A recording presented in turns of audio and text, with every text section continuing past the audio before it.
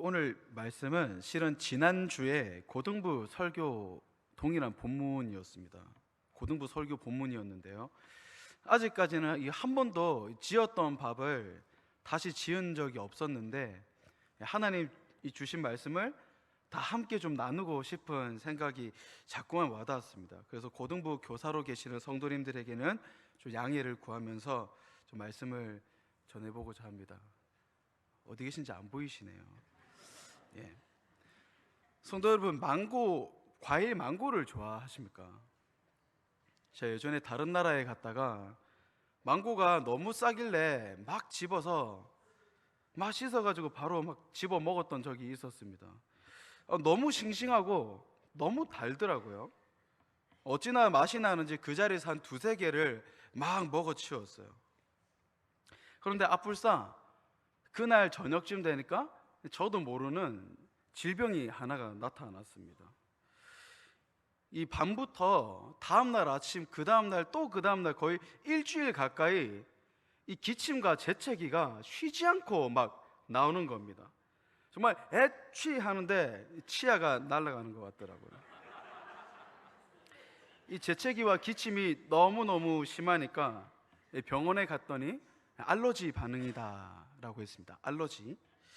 제가 강동동에 사는 촌놈이라 그런지 이 대저 토마토만 먹어봐가지고 망고 알레르기가 있는 줄을 제가 그때서야 알았는데요.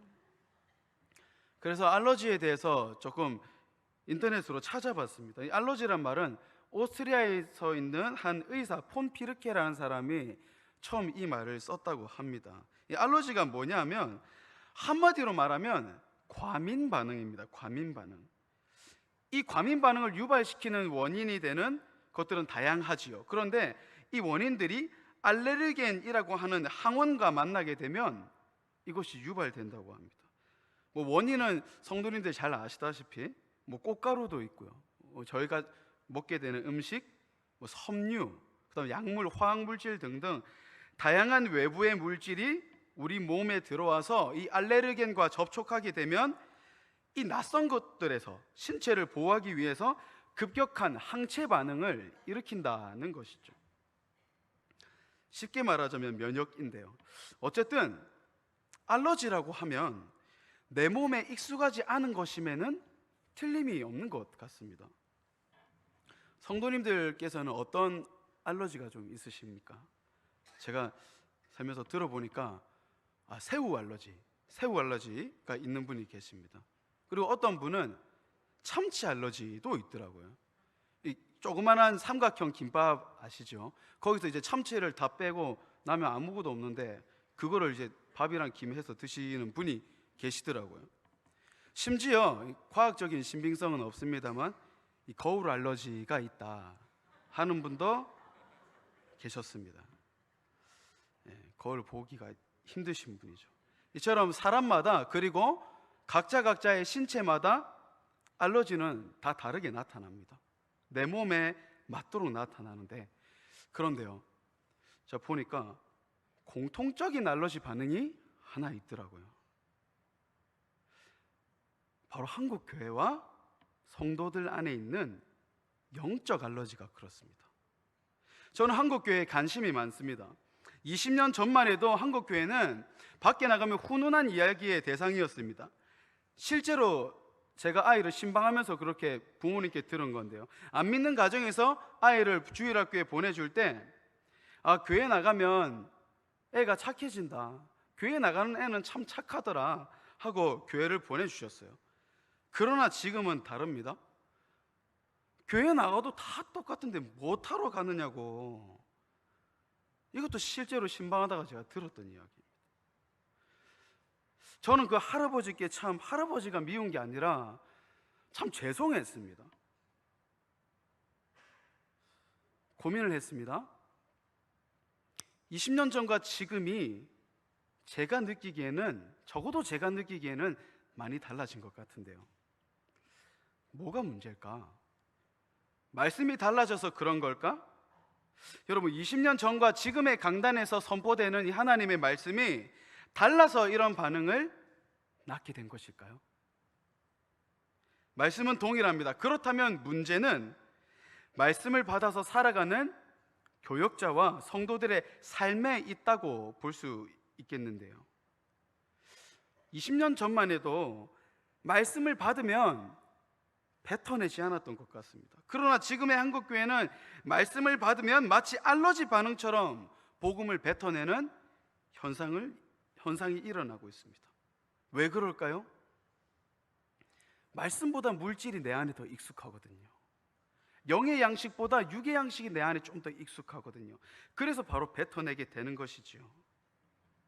그렇다면 이 영적 알러지에 대해서 오늘 하나님께서 주시는 이 기도원의 말씀으로 두 가지 교훈을 보도록 하겠습니다. 첫 번째, 먼저 있는 돌보심을 보라입니다. 6장 1절을 다 같이 읽습니다. 이스라엘 자손이 또 여호와의 목전에 악을 행하였으므로 여호와께서 7년 동안 그들을 미디안의 손에 넘겨주시니. 아멘. 오늘 본문은 너무 잘 알고 계시는 기드온 사사가 치리할 적의 그 이스라엘 상황입니다. 미디안에게 몇 년을 넘겨줬다 하죠? 7년을 자그마치 7년이라는 세월을 넘겨주었다 하는데요. 근데 미디안 족속이 참 악질입니다. 다른 적군들보다도 더한 악질입니다. 어떻게 보면 지혜롭다고 봐야 할까요?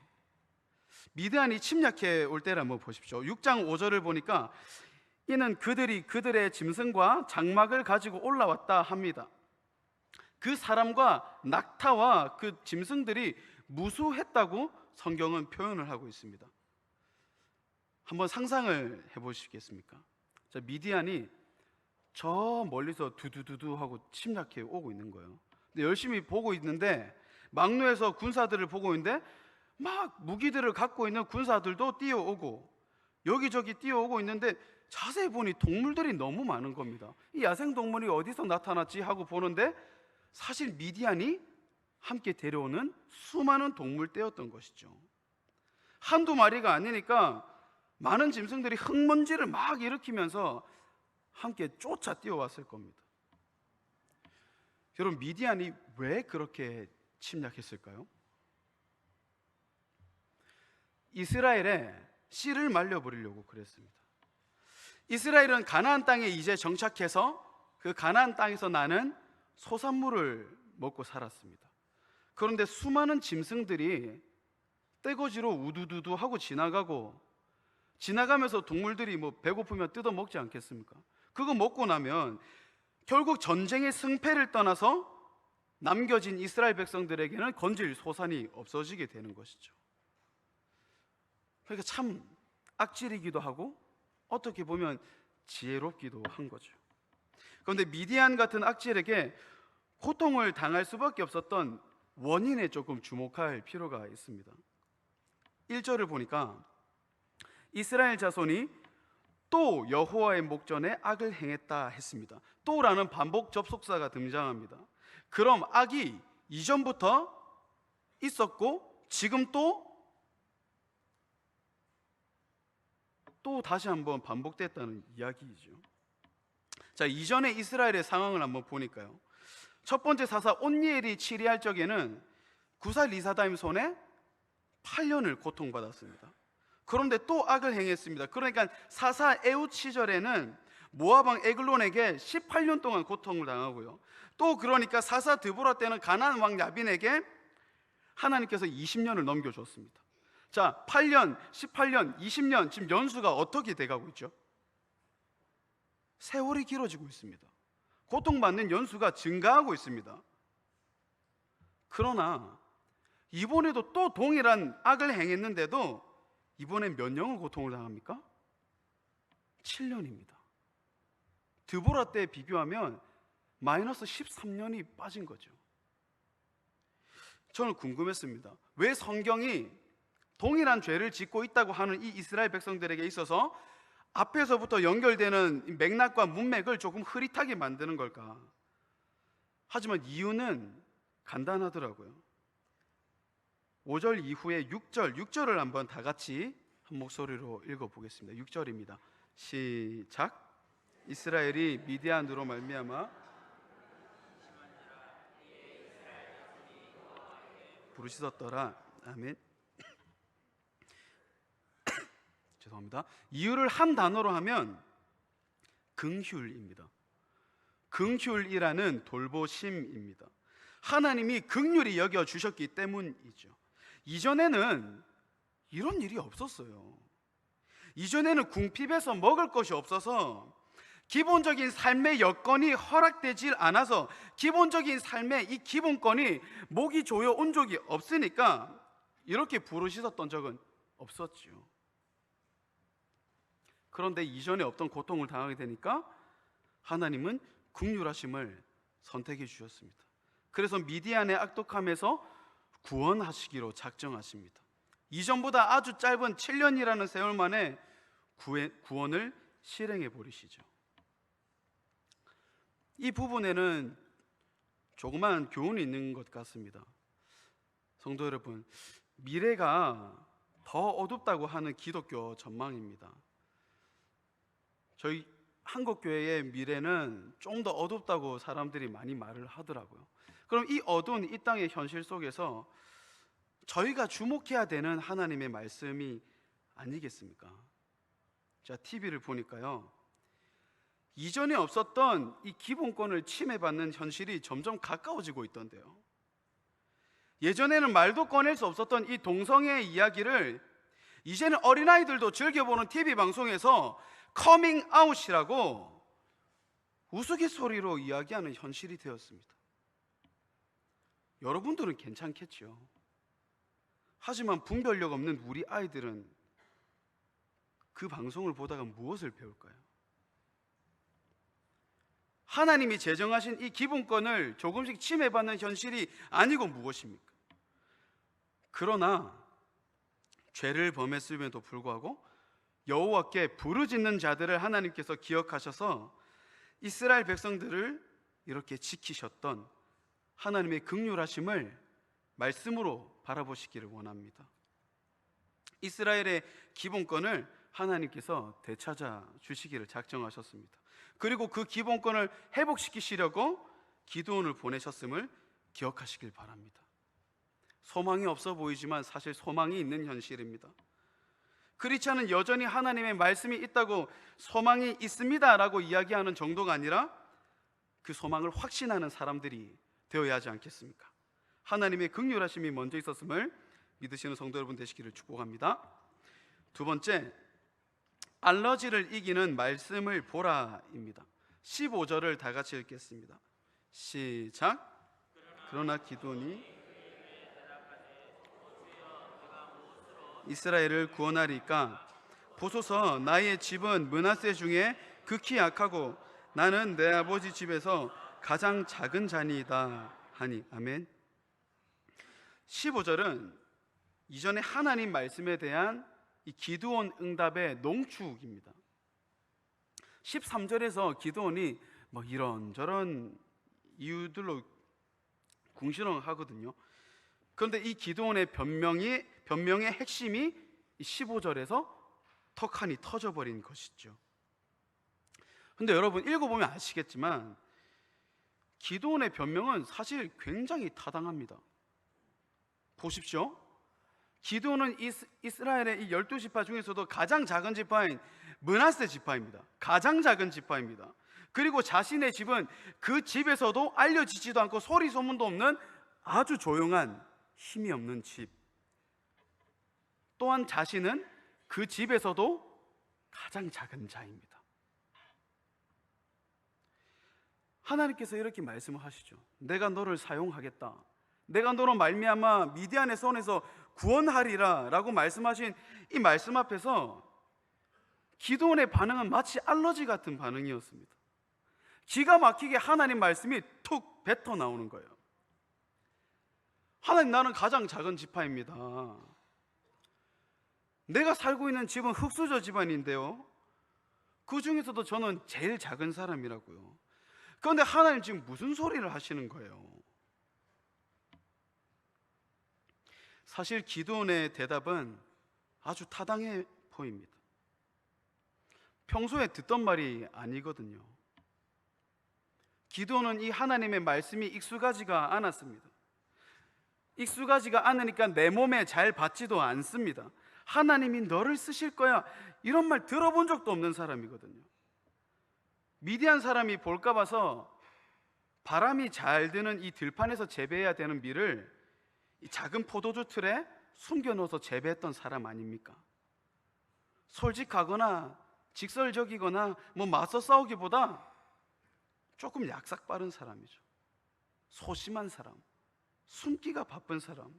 이 기도원의 성격을 통해 보면 평소에 내가 너를 쓸 거야 하시는 이 하나님의 말씀처럼 평소에도 정체성을 바로 세워주는 말을 들어본 적이 없는 사람일 가능성이 높죠. 그래서 기도는 이렇게 이야기를 합니다. 원래, 하나님, 저는 원래 그런 사람입니다. 하나님, 저희 집은 원래 제일 작은 집입니다. 원래 제가 그렇게 약합니다. 원래 약한 사람입니다. 근데 저희 주변에도 그 정체성이 약하게 세워지신 분들을 보면 약간 성격의 특징이 좀 있더라고요. 야, 너 왜 그래? 이러면 내 몰래 그래. 원래 내 성격이, 원래 내 성격 알지? 그런 말을 하더라고요. 여러분, 알러지는 익숙하면 흡수를 합니다. 그런데 익숙하지 않으면 뱉어내죠.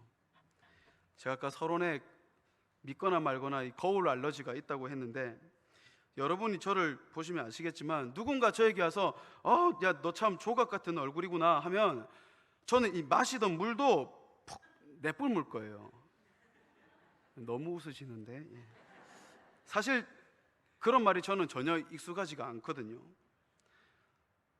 인상도 별로 안 좋은데 지금 머리도 막 괴상하게 깎아가지고 아주 들어본 적이 없는 그런 들어본 적이 없기 때문에 자동 반사적으로 저는 익숙하지가 않음이 톡 튀어나올 겁니다. 기드온에게도 마치 하나님의 말씀이 이런 알러지였던 것이죠. 너무 익숙하지가 않았습니다. 그럼 어떻게 할까요? 하나님이 말씀을 주시는데 받는 사람의 입장에서 익숙하지가 않은 겁니다. 내가 해본 적이 없는 겁니다. 그럼 어떻게 해야 될까요? 그런데 여러분, 놀라운 사실이 오늘 말씀에 있습니다. 하나님의 말씀을 거부하는 성정, 하나님의 말씀 앞에서 자신감이 없는 성정, 그 말씀을 뱉어내는 이 영적 알러지가 가득한 그런 기드온에게 하나님께서 12절에 보면 큰 용사여라고 하십니다. 큰 용사. 이게 무슨 뚱딴지 같은 이야기일까요? 이 말을 듣고 기드온이 하나님 무슨 말이세요? 나는 가장 작고 막 변명을 늘어놓은 다음에 14절에 가서는 더 기가 막힙니다. 너는 가서 이 너의 힘으로 이스라엘을 구원하라 하십니다. 여러분 주목해 보십시오. 무슨 힘으로 구원하라고요? 너의 힘이요. 너의 힘. 방금 13절에서 하나님 내 힘이 없다니까요. 우리 집이 흙수저라니까요. 이 말 다 끝났는데 이 말 마치자마자 하나님이 다시 이렇게 이야기를 하시는 거죠. 너의 힘으로 이스라엘을 구원하라. 여러분 이게 가능할까요? 제가 몇 주 전에 몇 주 전에 교사 모임을 하면서 이 고등부 교사님들과 다 같이 제자 옥하눔이라는 영화를 한 편 봤습니다. 이 한국교회의 근현대사의 한 획을 그었던 옥하눔 목사님의 일대기를, 그 사역의 일대기를 자세하게 보여주는 영화였습니다. 저는 조금 늦게 들어갔기 때문에 이 뒤에서 보고 있는데 저희 선생님들이 눈물을 많이 훔치시더라고요. 참 열심히 읽고 그 순수한 온 목사님의 삶에 은혜를 많이 받으시는 것 같았습니다. 근데 저는 사실은 솔직히 좀 그냥 보고 있었습니다. 물론 존경스럽죠. 물론 닮아가고 싶죠. 그렇지만 크게 눈물이 나는 것 같지는 않더라고요. 그냥 한참을 그렇게 보고 있었을까요? 저를 멍하게 만들어버리는 장면이 있었습니다. 그 말을 듣자마자 입을 막고 제가 눈물을 참기 시작했습니다. 그 장면을 소개해 드리겠습니다. 옥하는 목사님의 배우자 되시는 김영순 사모님의 인터뷰 내용입니다. 집에서 설교를 준비하시는 목사님의 곁을 지키고 계시다가 목사님이 아주 기뻐하면서 이것 좀 보라고 막 원고를 건네주신 거죠. 사모님이 원고를 이렇게 딱 보니까 여러 장을 봤는데도 뭐 다 비슷비슷하더라는 겁니다. 다 똑같은 말이 적혀져 있고 똑같은 글을 몇 장씩이나 적어 놓았더랍니다. 그래서 그 쓰레기통에 그 똑같은 원고들을 막 버리면서 목사님 뭐 달라진 것도 없는데 제가 보기에는 몇 시간째 무슨 같은 글을 쓰고 계시냐고 여쭤보니까 목사님께서 대답하시기를 드디어 고민하던 성경 구절 하나가 떠올라서 인용을 마칠 수 있었다, 그렇게 말씀하셨어요. 성경 구절 그거 한 구절 인용하시려고 몇 시간째 그 구절을 떠올리시면서 똑같은 원고를 쓰고 계셨던 것이죠. 그 인터뷰를 보자마자 참 멍해졌습니다. 그리고 어떤 생각이 들었는지 아십니까? 제가 감히 그런 생각이 들더라고요. 저분도 저러셨네. 저분도 저러셨구나. 집에서 말씀을 열심히 준비하다가 말씀의 참 의미를 찾고 나면 너무 마음이 기쁩니다.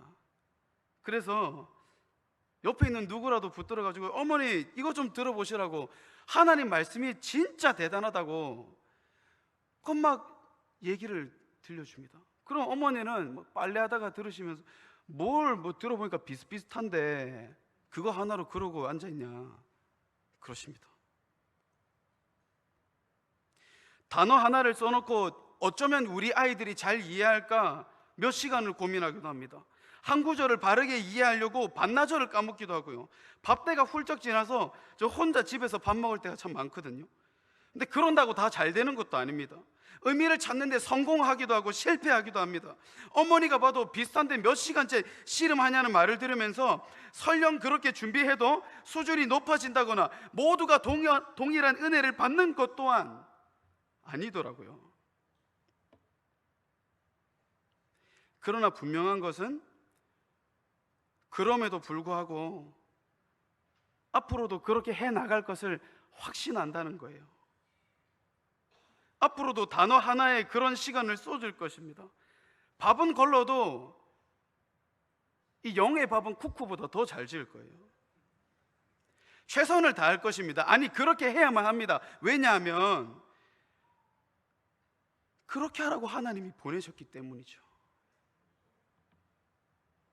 내가 너를 보냈다는 하나님의 말씀이 있기에 그렇습니다. 저희가 신앙생활을 해나가면서 이 14절의 전반절에서 막힐 때가 참 많이 있는 것 같습니다. 너는 가서 너의 힘으로 구원하라. 하나님 제 힘으로 어떡합니까? 시쳇말로 이 집구석에서 뭘 어찌합니까? 우리 자녀들로 뭐 어찌합니까? 내 수중에 가진 것도 없는데 뭐 어찌하라고요? 막 질문이 피어오릅니다. 내 생각에만 의존하면 질문이 끊이지 않고 피어오르죠. 그래서 하나님께서 하반절을 붙여주셨어요. 14절을 다 같이 한번 읽어볼까요? 14절입니다. 시작. 너는 가서 이 너의 힘으로 이스라엘을 구원하라. 내가 너를 보낸 것이 아니냐 하시니라. 아멘. 기억하시기를 원합니다. 14절은 한 구절입니다. 따로 떼어놓고 생각할 것이 아닙니다. 따로 떼어놓고 살아갈 말씀이 아닙니다. 내 손에 가진 게 없고 내 육체가 설령 강건하지 못하고 자녀들은 지독하게 말 안 듣고 내가 할 수 있는 힘이 없어 보여도 그 구원을 가능케 하시는 이유는 하나님께서 여러분들을 보내셨기 때문입니다. 하나님이 여러분들 직장으로 보내셨습니다. 하나님이 여러분을 그 가정에 보내셨습니다. 그 아이의 부모로 보내셨습니다. 누가 보냈습니까? 여러분에게 힘을 주실 것입니다. 너희의 힘으로 구원할 수 있는 배경도 능력도 물질도 환경도 허락하실 것입니다. 다만 이 말씀만 굳건하게 확신하십시오. 너는 가서 이 너의 힘으로 이스라엘을 미디안의 손에서 구원하라. 내가 너를 보낸 것이 아니냐 하시는 하나님의 말씀이 있습니다. 세상에 미세먼지가 가득 낀 이 영적 알러지 기침에 익숙해져 버린 한국 교회가 저는 다시금 일어설 수 있을 것을 하나님이 한국 교회를 보내셨기 때문에, 그리고 하나님께서 여러분들을 보내셨기 때문에 아직도 일어설 수 있다라고 생각을 합니다. 여러분, 연약한 배경을 가졌던 기드온입니다. 빼어나지 않았던 기드온입니다. 하나님의 메시지가 익숙하지도 않았던 기드온입니다. 그러나 그 기드온에게 하나님은 큰 용사라고 부르십니다.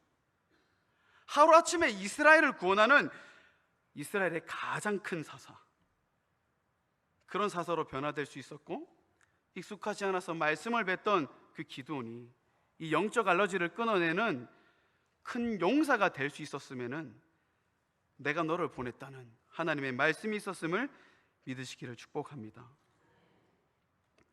오늘 성경은 기드온과 마찬가지로 여러분에게도 동일한 말씀이 있다고 이야기합니다. 내가 너를 보냈다는 하나님의 말씀을 들으십시오. 여러분의 힘으로 그곳을 변화시킬 것입니다. 저는 말씀을 준비하겠습니다. 말씀을 준비하라고 하나님 보내셨으니까요. 여러분은 직장으로 가십시오. 여러분은 또 가정으로 가십시오. 전도하는 자리로 가시고요, 은혜를 받는 자리로 가십시오. 혹은 은혜가 없어 보이는 곳으로도 가십시오. 하나님이 여러분을 보내셨습니다. 직장에서 예수 그리스도의 사랑을 증명해 보이게끔 하실 것입니다. 가정에서도 예수 그리스도의 향기를 내뿜게 하실 것입니다. 원고에는 없는 이야기지만 개인적으로 저희 가정은 요즘 좀 돌풍이 몰아치고 있습니다. 여러 가지 일들이 있는데요, 그걸 놔두고 이제 금식 기도하면서 참 기도를 하니까 참 평강이 가득해지더라고요. 하나님이 주시는 그 평안함이 있었습니다.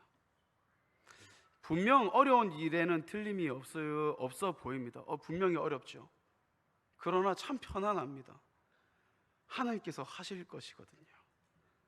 그리고 이런 계기를 통해서 더 확신하게 되는 것이 있었습니다. 하나님 그러라고 강도사도 합격해 주시고, 하나님 그러라고 사역자로 성장케 하시는 거구나.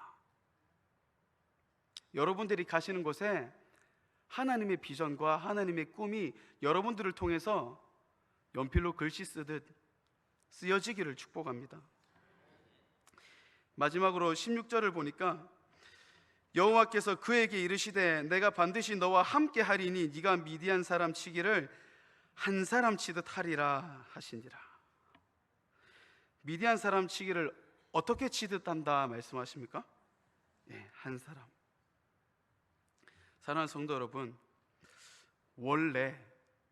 원래를 입에 달고 살던 기드온에게 하나님께서 함께 하시니까요, 하나님께서 함께 하신다고 약속하시니까요, 그 악질 미디안을 한 사람 치듯 쳐버립니다. 원래 연약해서, 원래 배경이 안 좋아서, 원래 소심하고 원래 건강이 좋지 못하고, 여러분 걱정하지 마십시오. 여러분을 하나님께서 보내셨다면 틀림없이 반드시 함께 하실 것을 오히려 더욱 붙드십시오. 영적 알러지에 노출된 원래 그런 저희들이 이제는 한 사람 치듯 할 것입니다. 세상을 이기는 권능을 허락하실 것입니다. 기본권을 앗아가는 것 같은 현실 속에서도 여러분과 함께 하시는 하나님께서 너의 손으로 말미암아 세상을 구원케 하고 교회를 살려내고 이뤄가는 복음의 능력을 되살리게 하심을 믿는, 내가 너를 보낸 것이 아니냐 하시는 하나님의 말씀을 확신하며 살아가는 사랑하는 모든 전복의 성도 여러분들 되시기를 축복합니다.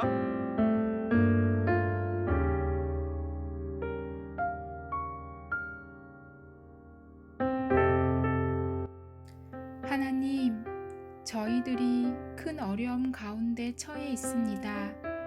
이게 이렇게 큰 문제가 될 줄 몰랐습니다. 우리의 힘으로 쉽게 해결할 수 있는 문제인 줄로 알았습니다. 우리의 가학으로, 우리의 경제적인 능력으로 능히 해결할 수 있을 줄 알았습니다. 그래서 하나님께 도와달라고 기도하지 못했습니다. 하나님, 우리가 교만했습니다. 하나님, 우리가 어리석었습니다. 우리의 교만함과 어리석음을 용서하여 주시옵소서. 긍휼히 여겨주시고 도와주시옵소서. 우리를 구원해 주시옵소서. 여호와께서 집을 세우지 아니하시면 세우는 자의 수고가 헛되고 여호와께서 성을 지키지 아니하시면 파수꾼의 경성함이 허사임을 믿습니다. 우리나라 의료인들과 공무원들이 죽을 힘을 다하여 싸우고 있습니다. 하나님, 저들을 도와주시옵소서. 저들의 수고와 헌신이 헛되지 않도록 도와주시옵소서.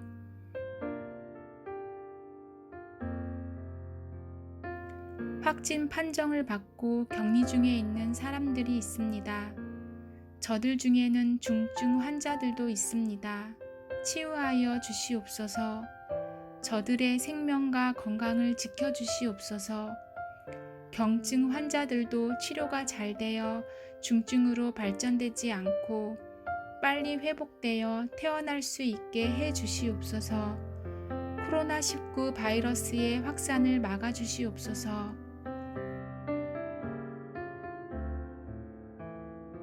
코로나19로 인하여 급격히 경제가 무너지고 있습니다.